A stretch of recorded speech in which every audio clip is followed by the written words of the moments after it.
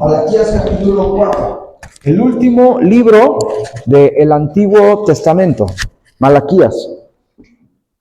Con esos 3 versículos se cierra el Viejo Testamento y pasan 400 años para que otra vez haya palabra. Quiere decir que esas últimas palabras son fundamentales, han sido fundamentales para nuestro Dios.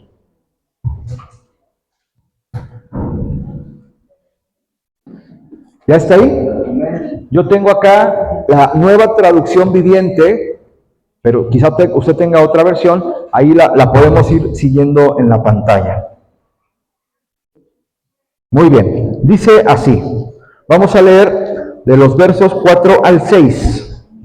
Dice, acuérdense de obedecer la ley de Moisés.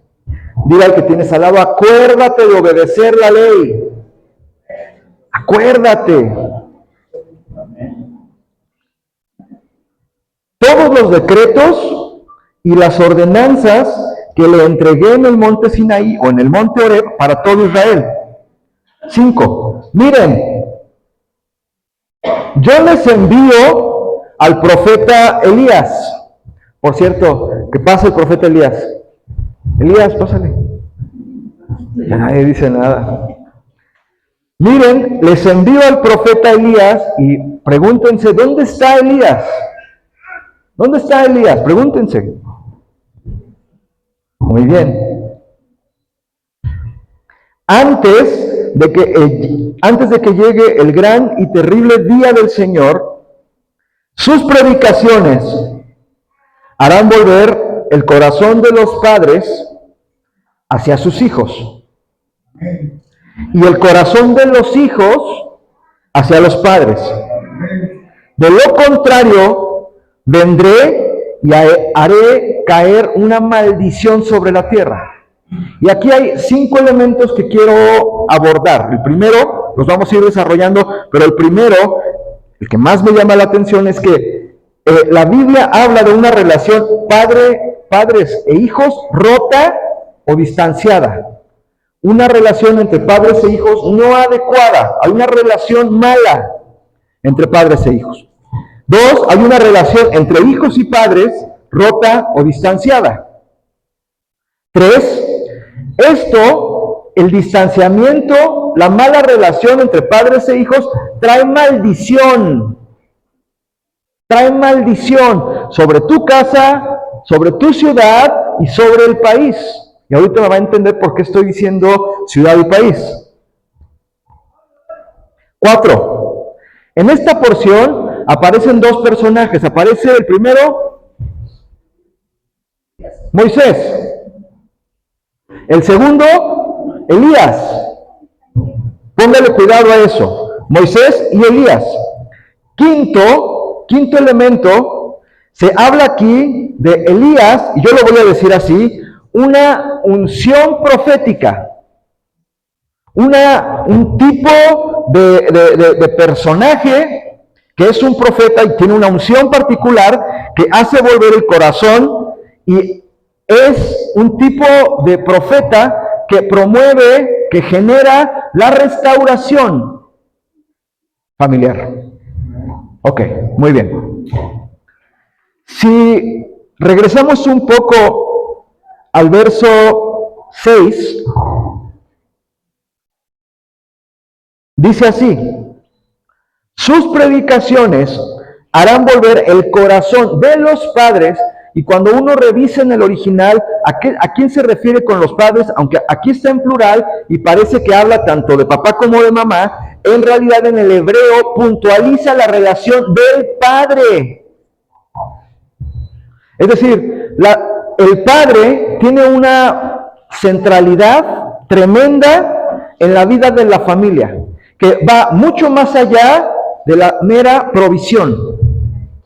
En nuestra cultura patriarcal, machista, mexicana, como quieras llamarle, el padre normalmente ha sido un proveedor económico, pero nada más. De lo otro se encarga la mamá, a ver cómo le hacen los hijos. De lo otro, que son muchas otras cosas, se encarga a ver quién. Voy a dar unos datos para que usted me entienda qué estoy diciendo. Lo segundo que voy a decir es que, fíjese, si esta relación está rota, entonces hay maldición sobre la familia, sobre la ciudad y sobre el país. En México tenemos un serio problema de delincuencia y de violencia. La delincuencia y la violencia en México es tan grande como si en el país existiera guerra civil. Se parece, el tamaño de la violencia y la delincuencia en el país se parece a un país de África, donde no tienen para comer, donde no hay nada. Así es el nivel de violencia y delincuencia que hay en el país. ¿Y qué creen? La ausencia paterna en los hogares es tremenda, y yo puedo decir que sociológicamente la ausencia paterna explica en gran medida los problemas de violencia y de delincuencia que tenemos en el país. Y voy más allá, porque no solamente se queda en violencia y delincuencia, se queda en suicidios. Tiene que ver con uso de drogas. Les voy a leer algunos datos. Fíjense, primer dato. El 33% de los hogares en el país son sostenidos por mujeres, según el censo del 2020, 33%.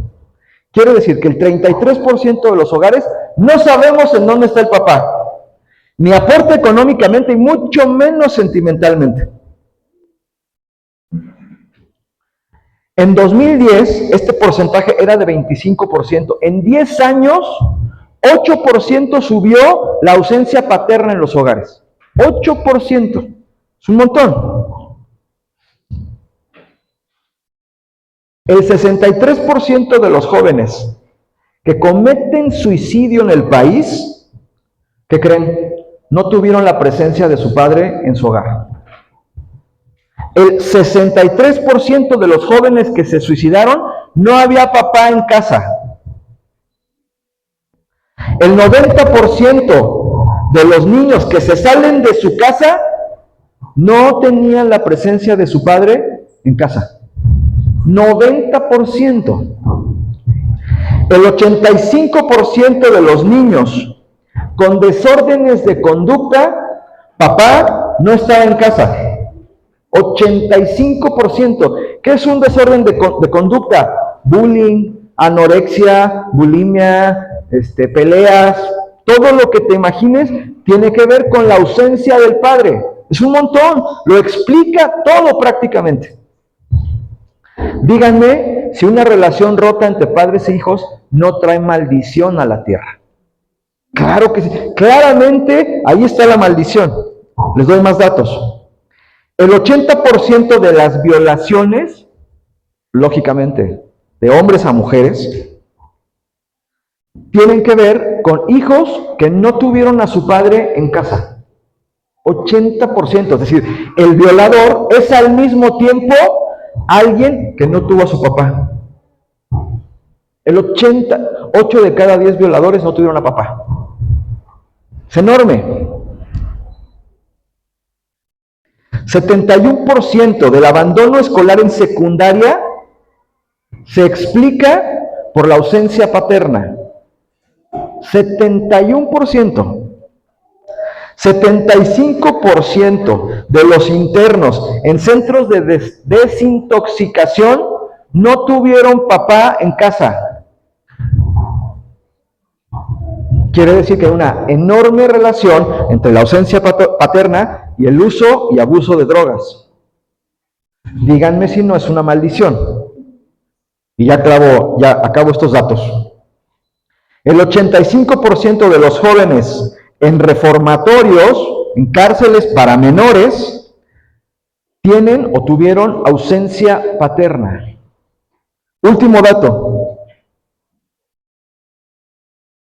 El 85% de las personas en la cárcel, 85% de las personas en la cárcel son personas que tuvieron ausencia paterna. Quiere decir que hay una tremenda relación entre ser delincuente, usar drogas y por todos los desórdenes de la conducta y que el padre no esté presente. ¿Me sigue? Es tremenda la importancia del padre y por supuesto de la madre, pero sobre todo del padre para que la persona crezca bien, para que un país se desarrolle. La base suena como súper conservador y súper de viejito, pero la base es una familia sana. No es un pensamiento de viejito, es la realidad sociológica del país y yo diría de muchos lados del mundo. El papá es sumamente importante. Vamos a regresar a la Biblia. Vamos a repetir estos 3 versículos. Ya se acabaron los datos estadísticos. Ay, qué bueno, pastor, ya me agobió. Verso 4, Malaquías 4:4, dice, acuérdense de obedecer la ley de Moisés, primer fundamento, la ley, la palabra de Dios, o la obediencia a la palabra de Dios. Segundo fundamento, versículo 5, miren, les envío al profeta Elías, y ahí destaco 2 cosas, Elías y la figura, el prototipo de profeta. Fíjate bien, profeta.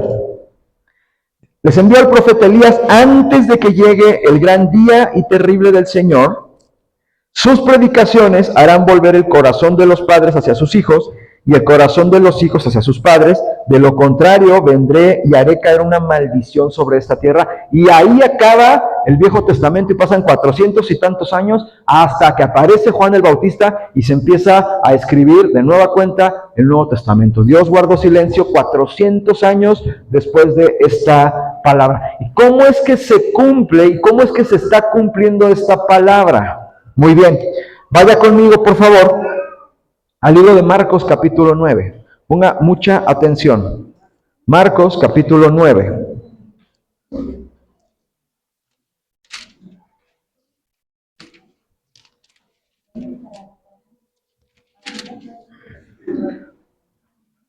Pregúntate, ¿la relación con tus hijos es buena, mala, regular o está rota de plano? Marcos capítulo 9, vamos a leer de este pasaje solamente los versos 4 y 7. A esta porción de la escritura se le conoce como la transfiguración. Muy bien. Dice así. ¿Ya está ahí? Dice, después aparecieron, ¿quiénes? Elías y Moisés. Y comenzaron a conversar con Jesús. Se aparecen de pronto en un monte, en el monte Tabor, se aparecen Elías y Moisés y ahí Jesús. Y Pedro, Juan y Jacobo ven la transfiguración y ven cómo el Señor cambia, yo digo que de cuerpo, se transfigura. Y yo digo que se transfiguró en el 5.º estado de la materia, que es la luz líquida. Pero bueno, esa es otra historia. Cerramos el paréntesis aquí. Así el pastor. ¿Qué película habrá visto el pastor ahora? No. No vi ninguna película, ni acabo de escuchar a Maussan. No. Pero en fin, dice así. Después aparecieron Elías y Moisés y comenzaron a conversar con Jesús. Vaya al verso 7. Luego, una nube los cubrió y desde la nube una voz dijo, este es mi hijo amado, escúchenlo a él. 8. De pronto, cuando miraban ellos a su alrededor, Moisés y Elías se habían ido y vieron solo a Jesús con ellos. Esto quiere decir que Jesús sintetiza a Moisés y a Elías. Lo voy a decir de nuevo. Jesús sintetiza a Moisés y a Elías. ¿Está de acuerdo conmigo? En Jesús se resumen Moisés y Elías. Por eso es que primero se ven 2, Moisés y Elías, desaparecen y solamente queda Jesús al centro, porque en Jesús se sintetizan Moisés y Elías. ¿Sale? Todavía muy técnico, estoy en la introducción, aguánteme. Muy bien. Fíjate lo que pasa después de esta escena. Esta escena termina en el versículo 13 y acto seguido, cuando Jesús y sus discípulos bajan del monte, cambia la escena y mira qué tipo de escena es. Verso 14.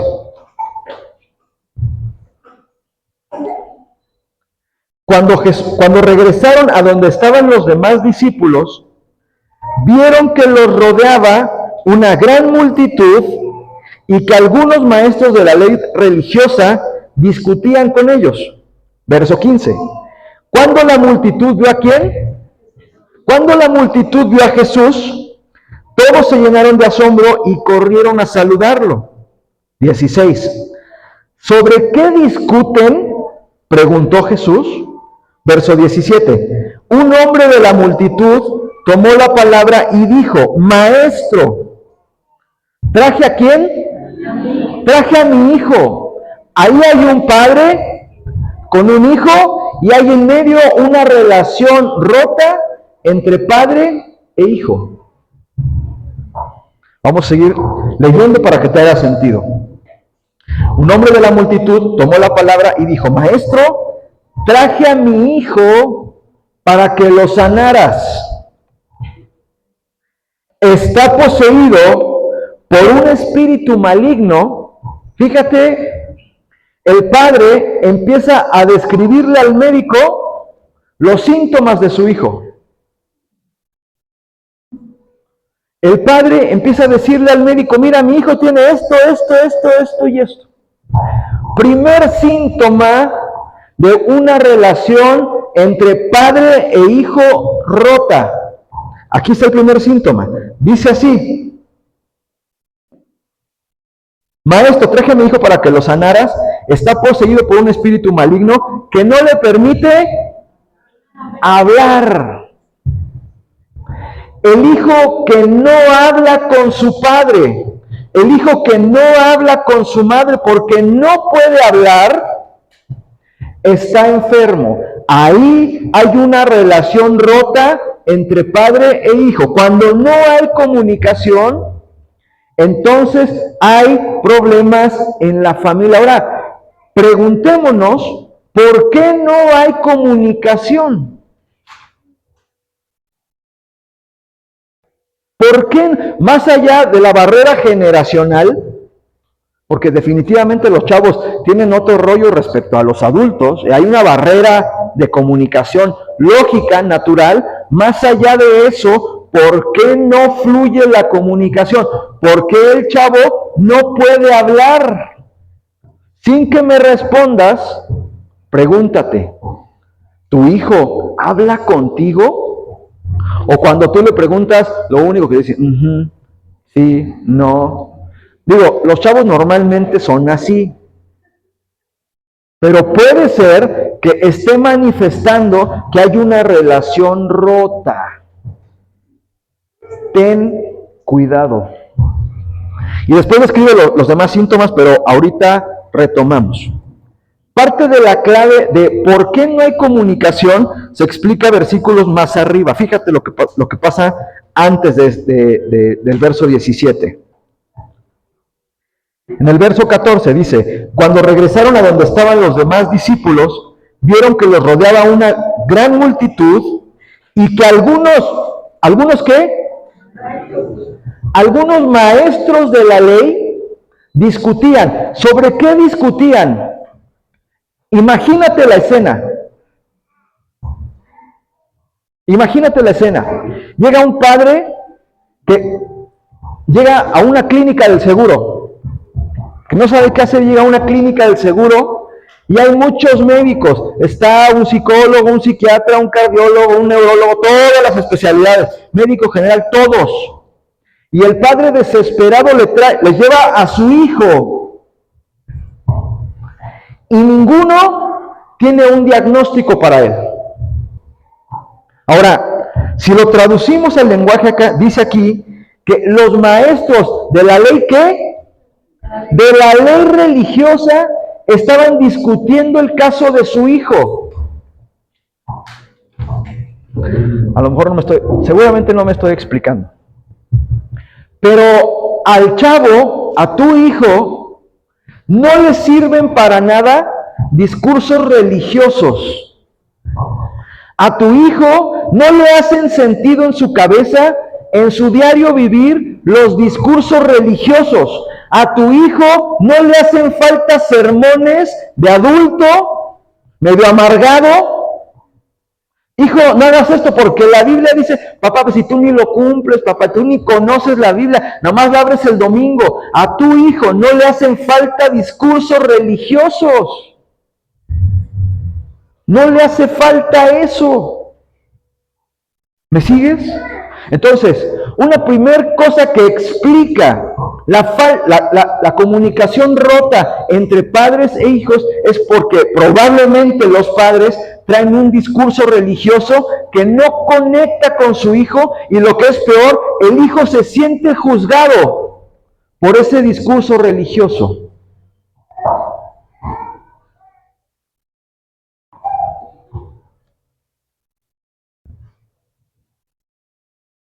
Fíjate, versículo 15.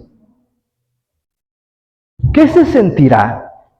Imagínate para un chavo, ¿qué se sentirá que el papá llega al doctor y hay varios médicos dando un diagnóstico de su hijo? ¿Qué sentirá el hijo? Uno dice, no, es que está malo de esto, no, es que su problema es lo otro. ¿Qué sentirá el hijo? ¿Una vergüenza? ¿Tú crees que un chavo lleno de vergüenza va a querer hablar con su papá? No hay manera. Si se siente avergonzado de hablar con su papá o de hablar con su mamá, no va a poder hablar. Si siente que no lo comprenden y que lejos de comprenderlo, lo juzgan, no, es que esto está mal, es que así no son las cosas, es que yo a tu edad,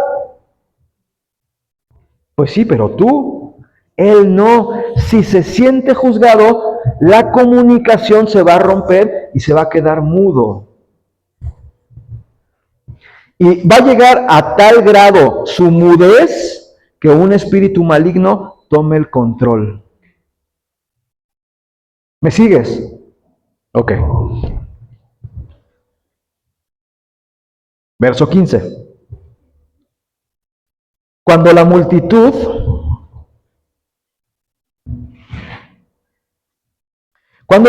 vio a Jesús, todos se llenaron de asombro y corrieron a saludarlo. ¿Sobre qué discuten?, preguntó Jesús. Un hombre de la multitud tomó la palabra y dijo, Maestro, traje a mi hijo para que lo sanaras. Está poseído por un espíritu maligno que no le permite hablar.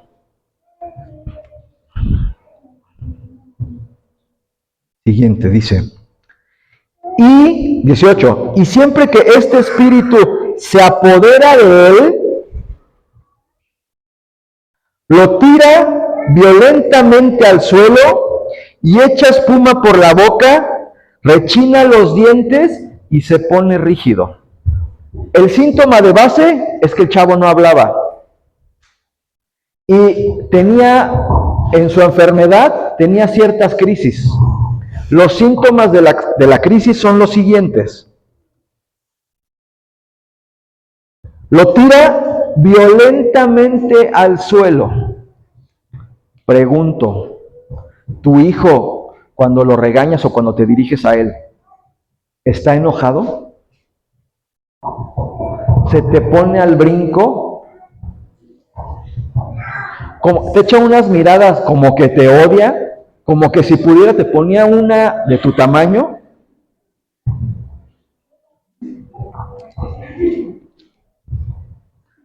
Yo he escuchado casos en donde el hijo o la hija agarran a golpes a su papá o a su mamá. Lo acabo de ver en la Rosa de Guadalupe. Pónganme el vientecito para que... Pero es una realidad. Fíjate los demás síntomas. Echa espuma. Está tan enojado que le tienen que llamar al antirrábico para que le controlen la rabia. Rechina los dientes. Esto equivale a que le dices algo y te empieza a hacer muecas. ¿No? Digo, me han contado. Hermano, ve los síntomas de una relación padre e hijo rota. ¿Te das cuenta? Luego dice,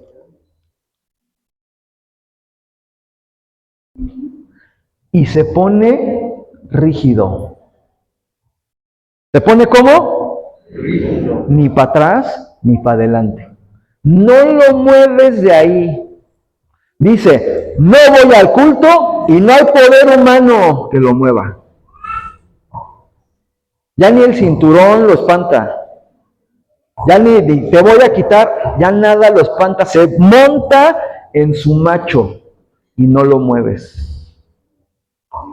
Y no lo mueves.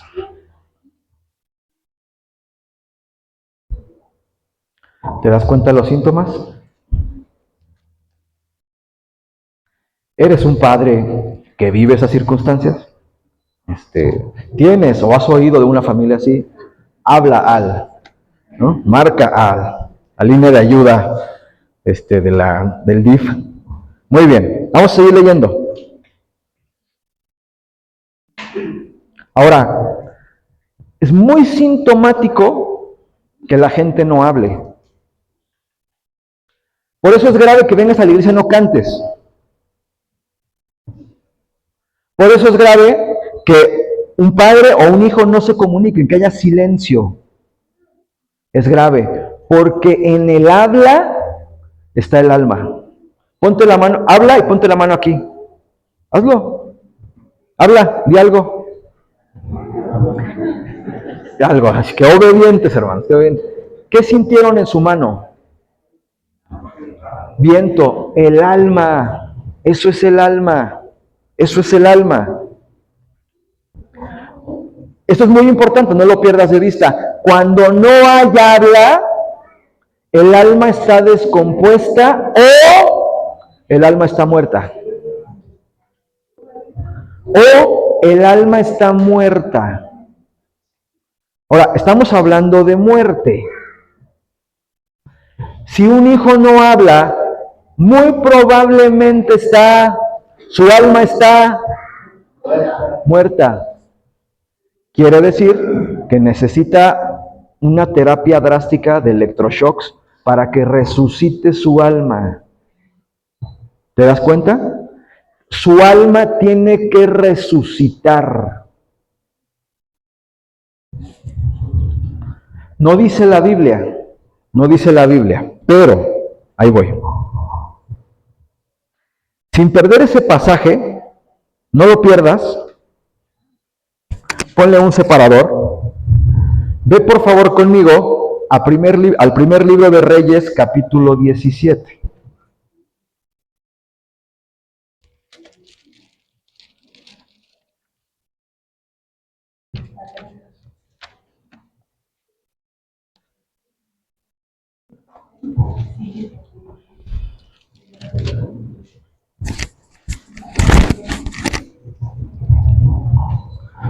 Ay, está muy latoso esto, ¿ah? Primer libro de Reyes, capítulo 17. Vamos a leer 2 versículos. Fíjate muy bien. Es la misma historia con diferentes personajes. Pero entra en acción la unción profética de Elías. Dice así. Tiempo después, el hijo de la mujer se enfermó. Lee por favor esta historia en tu casa y date cuenta que el padre no estaba. Date cuenta, por favor. Ahora, si tú eres mamá soltera, principalmente soltera, procura en sabiduría, en prudencia, que la relación entre tus hijos y su padre se restablezca. Procúralo. Si es un patanzazo que no quiere nada, óralo, porque conviene que la relación se restituya. Es súper importante. Aunque sea el Chapo o el mocha orejas, no importa. ¿Es su papá? Pues ni modo, ¿verdad? Dice, tiempo después, el hijo de la mujer se enfermó. Cada día empeoraba y finalmente murió. Otra vez, un hijo muerto. Entonces, ella le dijo a Elías, fíjate lo que la mujer le dice a Elías, fíjate. Ay, hombre de Dios, ¿qué me ha hecho usted? ¿Ha venido aquí para señalarme mis pecados y matar a mi hijo? ¿Qué le está diciendo la mujer? Soy yo culpable. Son mis errores la causa de que mi hijo haya muerto. ¿Qué le dijo Elías? ¿Qué le dijo Elías? Elías le dijo, sí, eres una pecadora de lo peor. ¿Le dijo eso? Sí, pues, ¿cómo no? Si eres un desobligado, patán, desobligado. ¿Le dijo eso? No, no quiere decir que la mujer fuera buena madre. Lo que te quiero decir, a ver, que levante la mano, pero nada más que levanten la mano los que son buenos padres o son buenas madres. Levántela. Natalia, ¿usted no es? Levante la mano el papá o la mamá que no tenga errores. Levante la mano, por favor. A ver, quiero conocer un papá o una mamá sin errores. Todos tenemos errores, muchos. Pero la buena noticia es que Dios no te juzga. La buena noticia es que a Dios no le importan los errores, no le importa que tú hayas provocado la muerte de tu hijo, no le importa que tus malas decisiones, que tus malas palabras, que tu desobligación, tu ignorancia, lo que haya sido, no le importa a Dios que tú hayas sido medio responsable de la muerte de tu hijo, porque Dios no nos juzga. No nos juzga. ¿No te da gusto? ¿No te da gusto que Él no te condena? Él no nos condena. Hermano, tú y yo hemos dicho tantas cosas, hemos hecho tantas cosas como para traumar a más de un hijo. ¿Sí o no? Claro que sí. Yo reflexiono en mis palabras y digo, ay, Dios mío, ¿cómo le dije esto a mi hija? Pero Dios no nos juzga. Entonces, fíjate, dice, pero Elías le contestó, dame acá tu hijo. Entonces, tomó el cuerpo del niño de los brazos de la madre, lo cargó por las escaleras hasta la habitación donde él estaba alojado y lo puso sobre la cama. Después Elías clamó al Señor y le dijo, oh Señor mi Dios. Fíjate la pregunta de Elías.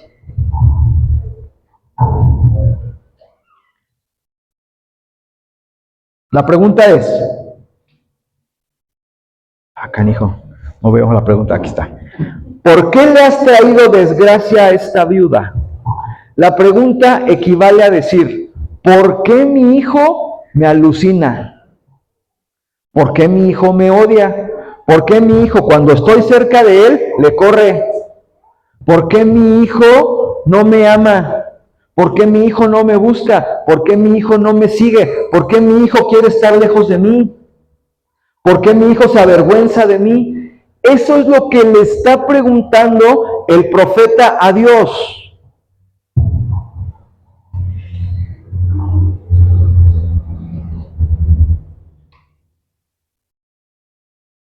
Quiere decir que hay una serie de causas que explican por qué la relación está rota.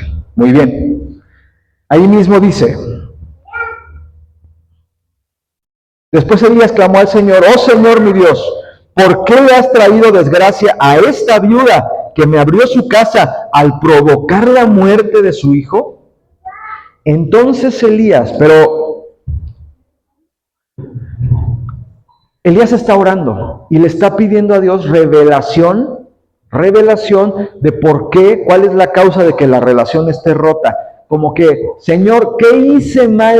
¿Qué está mal en el trato con mi hijo que se rompió la relación? Y la pregunta es sincera porque Elías quiere saber las causas, porque si no conoce las causas, no puede resucitar al hijo. ¿Sí? Es importante decir que Dios ve hacia el futuro, Dios ve hacia adelante, pero las causas son muy importantes. Entonces, Elías hace 4 cosas. Primera, 1, no juicios ni culpas. Si la relación con tu hijo es mala o de plano está rota, no te tortures diciéndote que eres mal padre, que tus errores, no te tortures con eso porque Dios no te juzga más. Sino lo que Dios está proponiendo es que veas hacia adelante y busques la manera de recomponer la relación con tus hijos. A partir de ahora se recompone. Del pasado ya no podemos hacer nada, pero de aquí para adelante, no te culpes, no te tortures. Segunda cosa, dice aquí que se tendió 3 veces sobre el muchacho. Se tendió 3 veces. Esto quiere decir que el muchacho estaba acostado y Elías se le empalmó 1 vez, 2 veces, 3 veces. ¿Sabes cómo me lo imagino yo? Como queriendo Elías escanear con sus ojos lo que estaba pasando adentro del muchacho. Estaba escudriñando el alma del joven para saber, para que se le revelara por qué rayos el joven había muerto, por qué rayos el joven no habla contigo. Ay, ¿qué le pasa a mi hijo? ¿Por qué no me dice nada? ¿Por qué? Y entonces Elías se pegó, se metió. Esto es, buscó comprenderlo a profundidad, meditarlo a profundidad hasta que Dios le reveló cuál era el problema. ¿Te has puesto a pensar seriamente, a escudriñar seriamente qué le pasa a tu hijo? ¿Por qué es tan inseguro? ¿Por qué va tan mal en la escuela siendo tan inteligente? ¿Por qué se pelea a trompadas con medio mundo siendo tan inteligente? ¿Te has puesto a escudriñar qué le está pasando? ¿Te has puesto a pensar por qué ya no quiere estudiar? Si es que ya te salió, no, ya no quiero estudiar, ya quiero trabajar. ¿Por qué? ¿Qué le pasa? Los tenemos que entender y Dios nos tiene que revelar qué está pasando en el alma de nuestro hijo para que nosotros podamos restablecer la relación con ellos y a partir de ahí sanar nuestra tierra.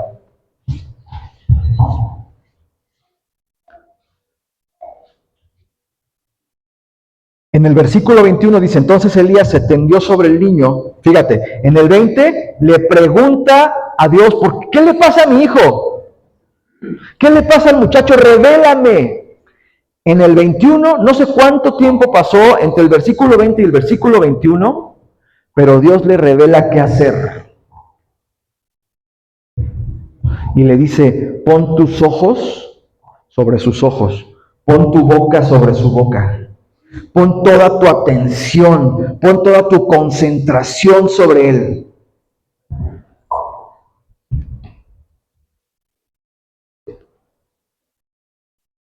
Entonces Elías se tendió sobre el niño 3 veces y clamó al Señor: oh Señor mi Dios, te ruego que le devuelvas la vida, que le devuelvas el alma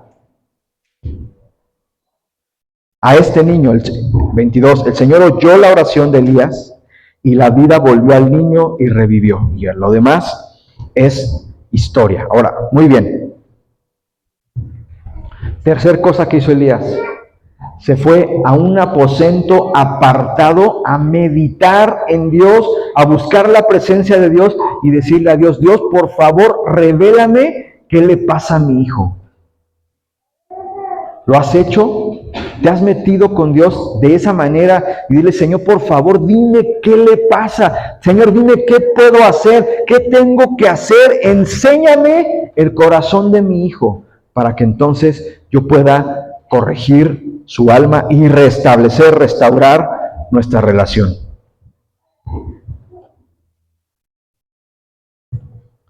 Cuarta cosa: comunión más rebelión es igual a unción para cualquier cosa. Te voy a repetir la fórmula. Comunión más revelación es igual a unción para lo que necesites. Comunión más revelación. ¿Alguien está interesado en poner un negocio muy exitoso? Necesitas comunión y revelación. Y lo que sea. Ok, regrésate por favor a Marcos.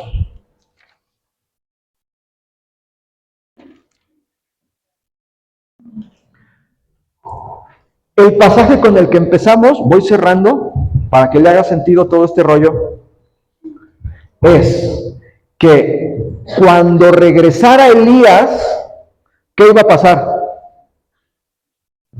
Lo acabamos de leer, ¿ya se les olvidó? Cuando regresara Elías, ¿qué va a pasar? Hará volver, ¿quién dijo? Ah, muy bien, Raúl.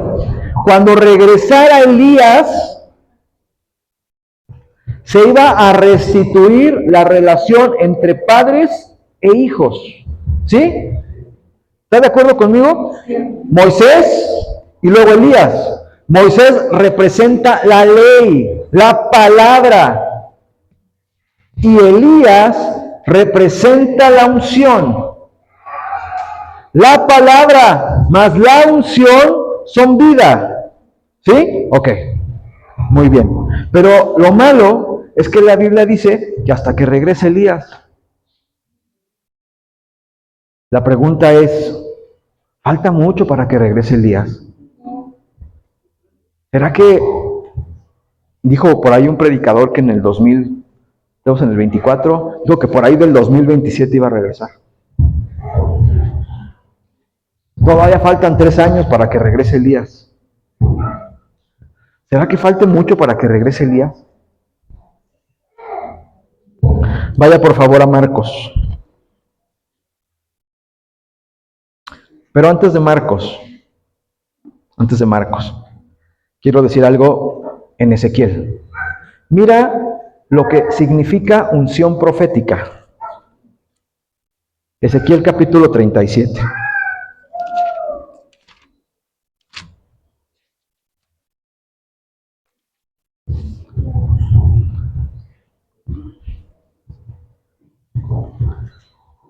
Mira, hermano, Elías tiene un cadáver ahí.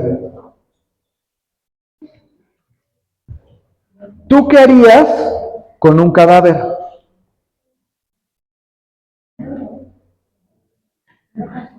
¿Qué normalmente se hace con los cadáveres? ¿Qué has visto que se hace?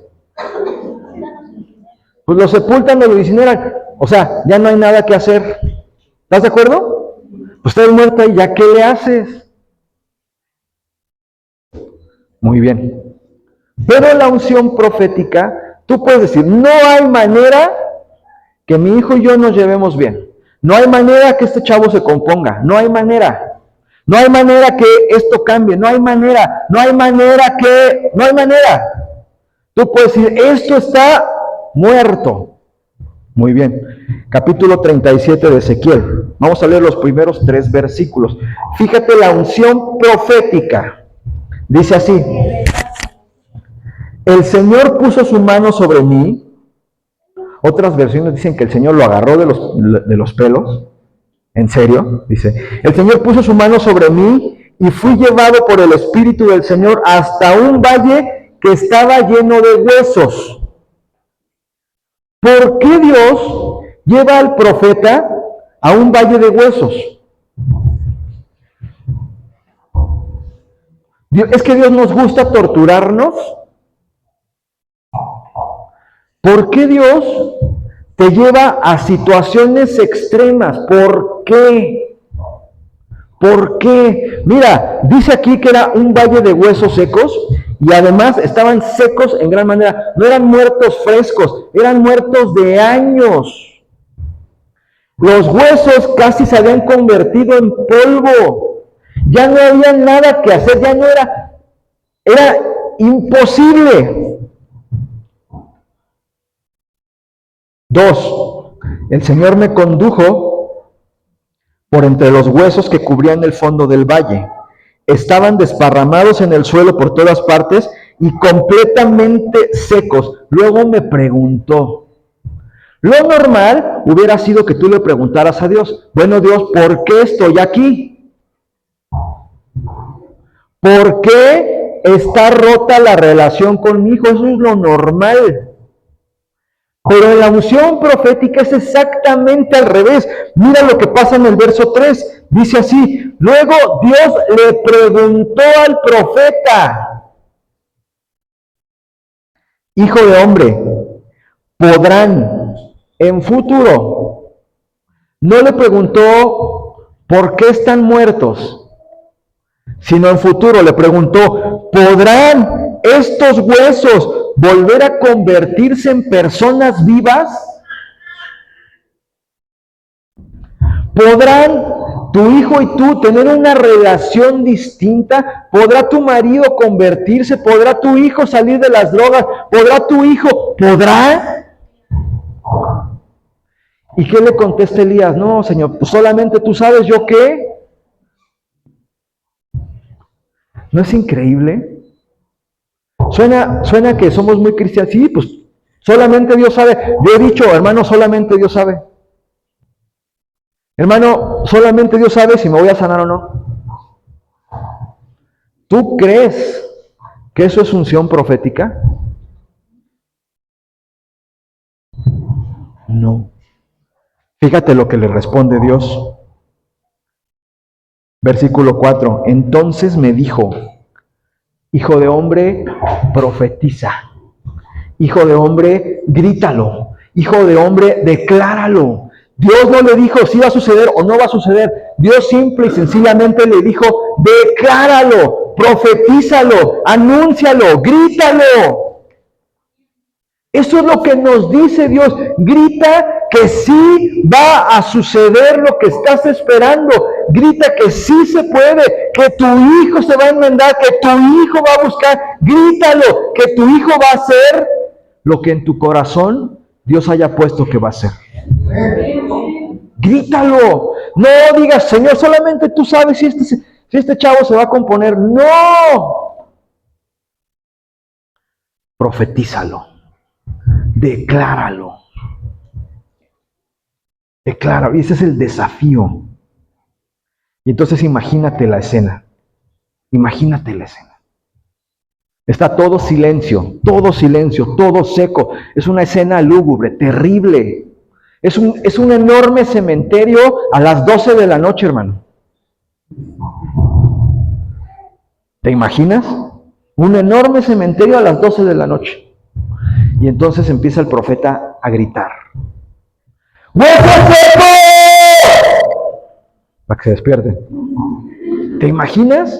Y empieza a gritar, ¡huesos secos! ¡Wow! ¡Wow! Empieza a gritar y dice,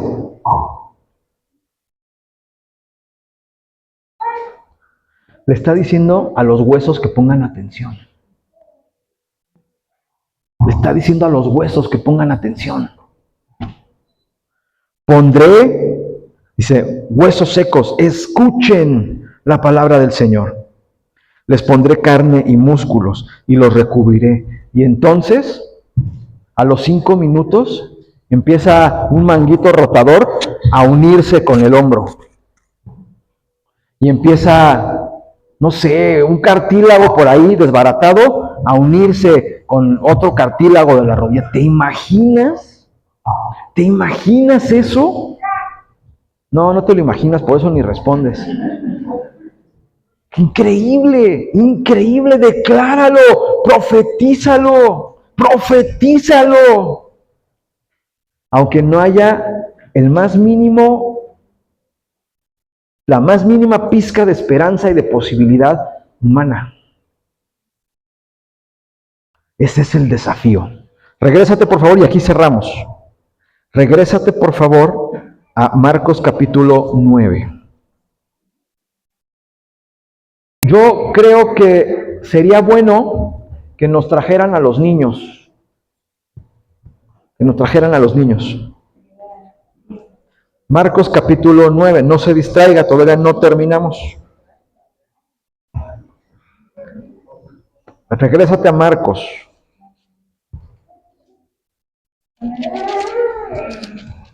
Aquí te va a hacer sentido. Todo lo que hemos dicho aquí te va a hacer sentido. Marcos capítulo 9, versículo 19.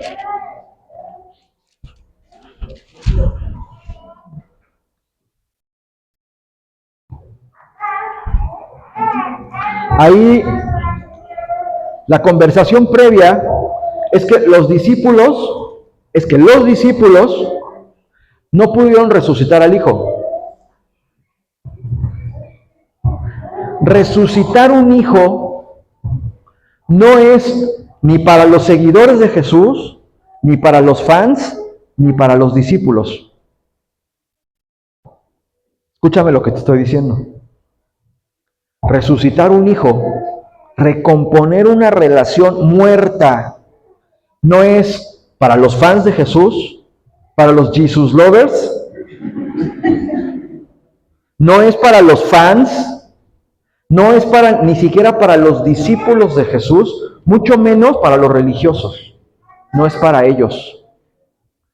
Un discípulo, por Pedro, Juan, que se llame, no puede resucitar un hijo. ¿Tú qué eres?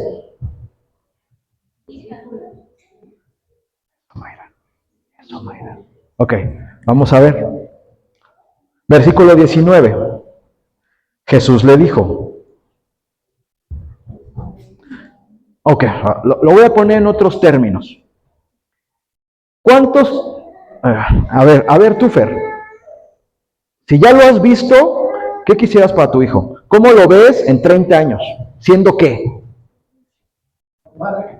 ¿Nada más? ¿Por qué no dices el presidente o el gober? ¿No te gustaría que fuera el gobernador de Guanajuato o el alcalde de San José? Oye, qué orgullo que tu hijo sea el alcalde, ¿sí o no? ¿O no? Yo ya veo a mis hijas así. Digo, ya Sheinbaum ya fue la primera presidenta, pero puedo tener la quinta o sexta presidenta del país. ¿Por qué no? ¿Me sigues? Pero ese futuro para el hijo no lo construye un discípulo o un simple seguidor de Jesús. Se requiere mucho más que eso. Ahí voy. 19. Jesús les dijo, ¡ay, gente sin fe! ¿Cómo les dijo? ¡Ay! Beto, ¿por qué no tienes fe? Nacho, ¿por qué no tienes fe? Les dijo así. Gente sin fe, ¿hasta cuándo tendré que estar con ustedes? Otras versiones, ¿hasta cuándo los tengo que soportar?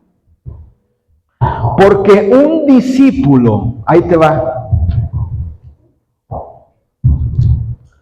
un discípulo vive de manifestaciones externas. Un discípulo tiene en su cabeza que Dios es externo a él. Un discípulo espera que Dios venga y le resuelva las cosas. Eso es lo que espera un discípulo. Es a que pase un milagro para que se componga algo. Eso es lo que hace un discípulo. No está mal, pero está incompleto. Así no funciona. Por eso Jesús les dice, ¿hasta cuándo voy a estar con ustedes? A Jesús le faltaba 1 año en la tierra o menos. Ya se iba. Hermano, ¿ya te diste cuenta que Jesús no está aquí? Hace 2000 años murió. Ya no está aquí. ¿Va a venir a resolvernos la vida? Si lo estás esperando, se nos puede ir la vida esperando que que pase algo y que algo pase y haya un milagro. Así no es. Fíjate, dice, ¿hasta cuándo tendré que soportarlos? Tráiganme al muchacho, siguiente versículo. Así que se lo llevaron. Cuando el espíritu maligno vio a Jesús, cuando el espíritu ¿qué? ¿Cuando lo qué? Cuando lo vio. Ok. ¿Cuándo va a resucitar tu hijo? ¿Cuándo qué? Cuando ve a Jesús en ti.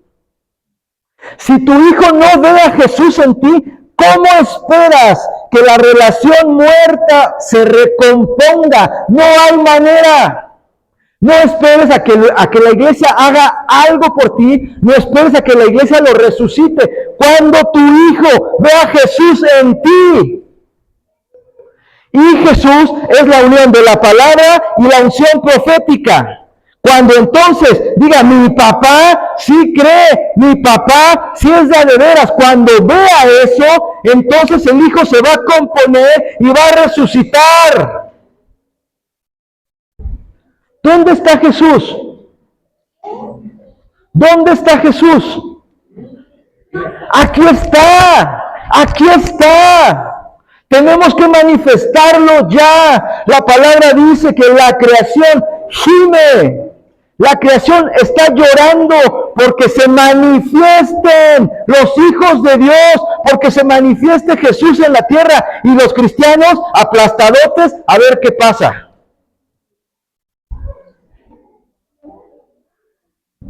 No, si Dios quiere, vamos a mejorar. Y si Dios quiere, no es si Dios quiere, es que Dios dijo, ya, decláralo.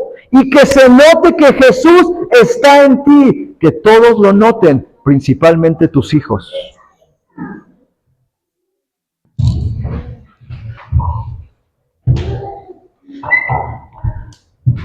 Cuando el hijo vio a Jesús, empezó a cambiar su conducta y su condición. ¿Hasta cuándo la gente va a ver a Jesús en nosotros?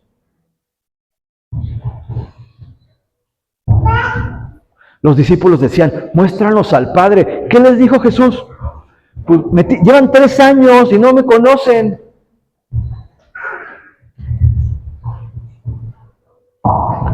¿Cómo se va a convertir la gente si no ve a Jesús en nosotros? ¿Cómo se va a mejorar? ¿Cómo va a resucitar lo que está muerto si no ven a Jesús en nosotros? ¿Cómo? ¿Quieres recuperar el amor de tu esposa, el amor de tu esposo? Tiene que ver a Jesús en ti. ¿Se entiende? Si ve al mismo ogro o al mismo demonio de siempre, no tienes esperanzas. No existes en la iglesia cristiana, pero yo te ayudo a divorciarte. Oficializamos los divorcios aquí. Pero si ve a Jesús,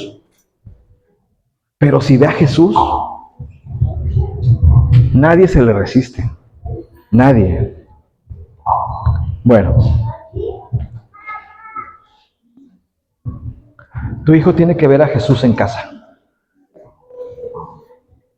No nos esperemos al apocalipsis o no sé qué, a los tiempos proféticos, escatológicos. No, hermano. No vea esas cosas. Vamos a hacer una cosa hoy profética. Mira, solamente para cerrar. Elías se tendió 3 veces sobre el muchacho para entender qué estaba pasando en su alma. ¿Sí? ¿Te acuerdas de ese pasaje que acabamos de leer? Se tendió 3 veces. Ok. Aquí solamente vamos a hacer eso una vez con nuestros hijos. Las otras 2 las dejamos de tarea. Y no solamente me dirijo a aquellos que tengan una mala relación con sus hijos, en donde no fluya, sino también me quiero referir a la gente que tiene buena relación con su hijo, pero que necesita dar una palabra, proyectar un trazo de destino para su hijo. Por eso te preguntaba, Fer, ¿qué quieres para tu hijo? ¿Cómo lo ves en 30 años? Y vamos a hacer 2 cosas. La primera, vas a agarrar a tu engendrito. Primero el papá, luego la mamá, y le vas a pegar tu cara a su cara. Si Dios te da una palabra para él, dásela. Si Dios todavía no te da una palabra para él, espérate. Pero póntelo así. Vamos. Por eso los trajimos. Tráigalos. Hijos, vayan con sus papás. Pónganse de pie. Pasa. Oh, pasa, Luis.